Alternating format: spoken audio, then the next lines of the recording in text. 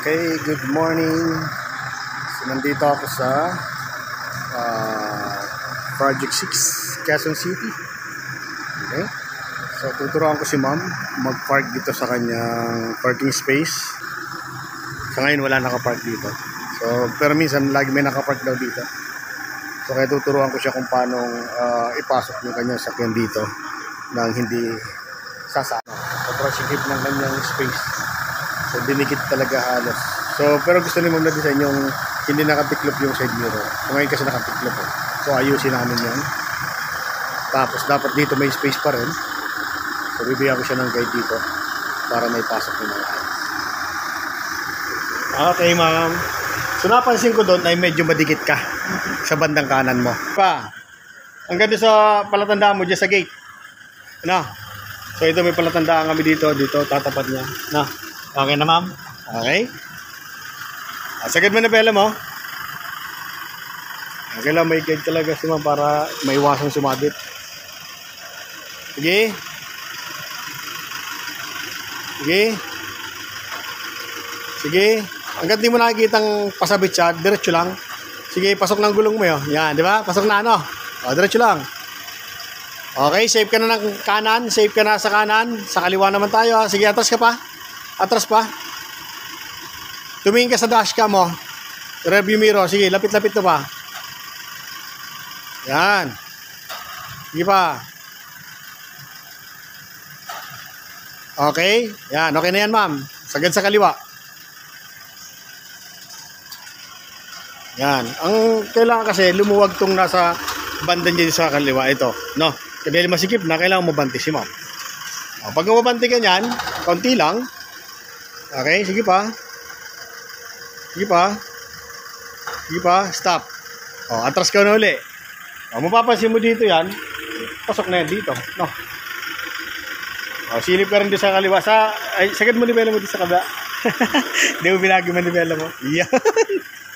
Pag di binago, di magbabago yan. Ayan. Ayan. Sagad. Yan. Okay. Tingin ka dito, ma'am. Safe na yan sa kanan mo. Sa kaliwa ka tumingin. Sige pa. Kanti pa. Kanti pa.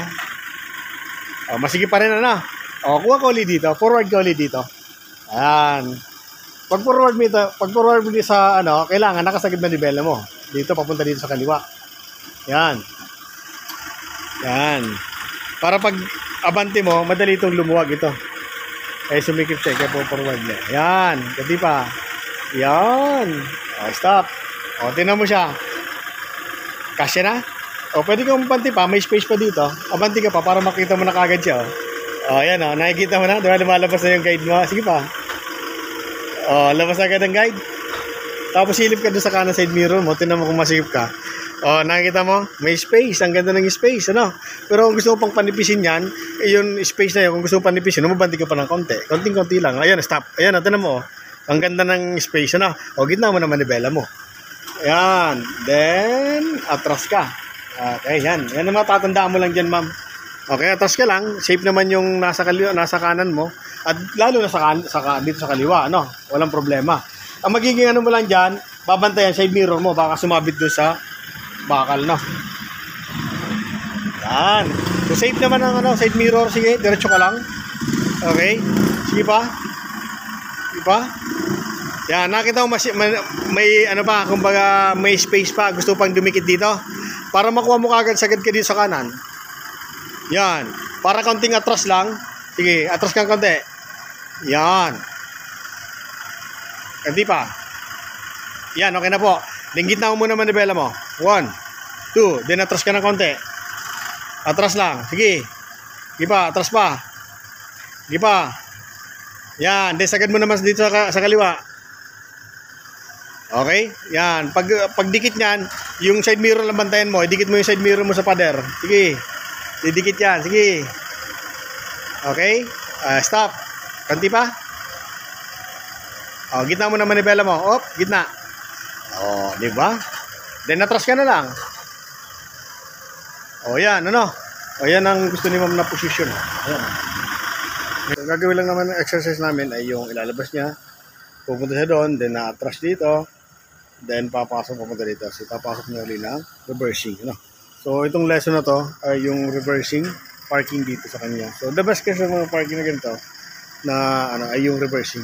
Pag ganito mga masikip, pag nose in kasi, lalo kung may nakaparada dito, so medyo hassle para sa yan. Okay? Kaya ito reversing yung pinaperfect namin. So siya naman daw ngayon, try niya na ilabas at ipasok tong kanyang sasakyan. So, monitor ko lang. Siyempre, kailangan bantayan pa rin. Pero may mga reference na akong binigay kay ma'am kung paano gagawin niya. Papanoorin lang natin.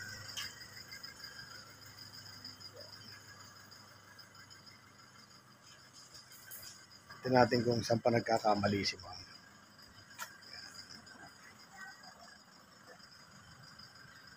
Kailangan natin makita kung kagaya niyan.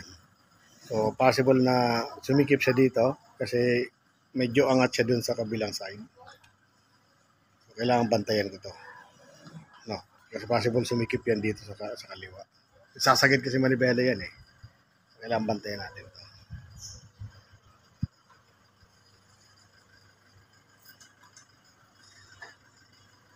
Ayan. So, safe naman. Okay naman. Okay.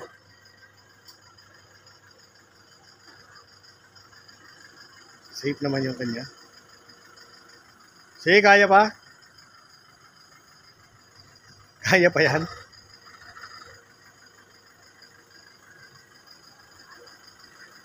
Yan.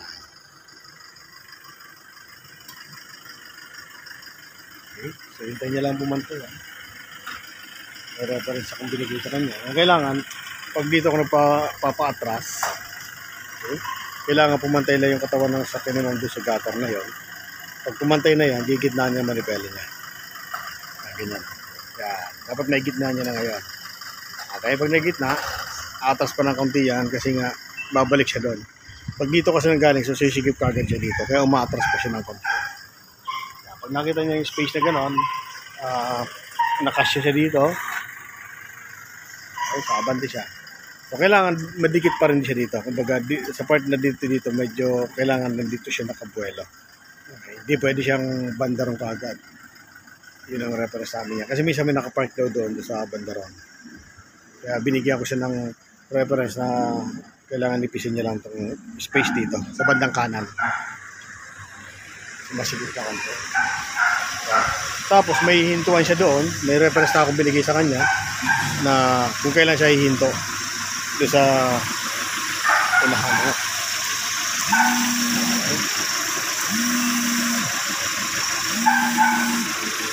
Pinatawag pa.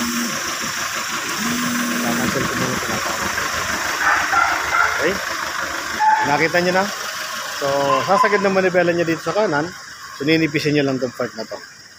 Kailangan may ipasok lang yung gulong na to dito. Ayan. Pag naipasok ng gulong na yan dito, wala nang problema yan. Ma'am. Sige, atras. Kasi pa yan. Sige. Sige, pasok pa yan, ma'am. Sige lang. Nag-adjust si ma'am. No? Kung natakot. So, pwede naman kasi mag-adjust talaga. Ayan. Sige lang. Kailangan lang maipasok lang yung gulong na yan dyan. Pag naipasok na ni ma'am ang gulong niya sa ano yan, dyan sa gate na yan, wala nang problema. Doon naman siya magpo-focus sa kanang side. Ayan, kagaya na, pasok na niya. So, doon naman magpo-focus siya si ma'am sa kaliwang side, no? Kasi dito, syempre, masikip yan dito. So, gagawin niya lang, mag-a-atras abante lang siya dito.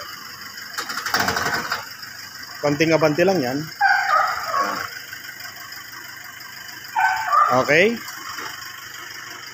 Dahil saka atras ulit siya. Sasagad na ulit na nito. Atras abante ulit kasi masikip tong space. Hindi siya makabuelo. Gagawin niya lang, atras muna. Kailangan itong gulong sa kaliwa na to, kailangan makapasok to ng ano. Pag hindi nakakapasok yan, gagawin lang naman dyan, atras abante lang siya. Ayan, sinisipat niya na yung ano. Okay. So, hindi siya gumamit dito ng konti. So, pwede pa naman, actually, pwede pa namang i-atras pa ni ma'am dito yan. Kasi medyo may space na rin. Pero, siya, yung kanyang gusto niya yung medyo safe. Ayan o. Ayan. Pwede na yan. Ayan. Tapos, sasagad uli yan ng kanan para umatras ulit na. Yan, hanggang sa makakita niya lang reference. Hanggat di niya nakakita yung reference namin doon sa atrasan niya, hindi siya pwedeng dumiretso kagad. No? Yan. Ganyan. So, hanapin niya, pwedeng hanapin ng reference. So, pag masikip pa rin, teka lang. Medyo nadala ng hangin tong ano. At nadala ng hangin are. Okay. Ano ka? Okay. So, yan. So, hinahanap na ni Ma'am Gwen yung reference ito. Kailangan, yan. So, ngayon, atras na lang yan si Ma'am. Kailangan may pasok muna yung side mirror na yan. Ano? Doon na magko-correct yan sa loob. Pag nakalagpas ang side mirror niya yan, so diyan siya magko-correct. Ano? Yan. Ayan, o. Diba? Sige, lalagpas muna yan. Sige pa. Kasi may space pa rin naman. Sige pa. Okay? Then, saka siya sasagad ngayon ng kaliwa. Ayan. Pagsagad ng kaliwa niyan, didikit na itong side mirror na dito. No. So, yung side mirror na yun, kailangan dumikit yan doon sa pader na konti. Yan, o. Ayan, o.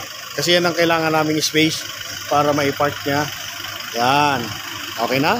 O, gigit na ng manibela niya. Okay na yan. Ayan, o. Dikit na dikit talaga yan. Kailangan maikit na ng manibela, dinatras na ng dito. Ayan, o. Yan. Yan ang mga reference lang, ano? Okay? Para dito may space. Ayan. No? Okay siya? So at least naiintindihan na, ano ma'am? Okay? Naiintindihan mo na siya, mama? Yes! Yan. So may papark na naman ng safe ang kanyang Innova dito. Ano? Okay. So importante lang maintindihan. Nagdapakadalihan. Okay.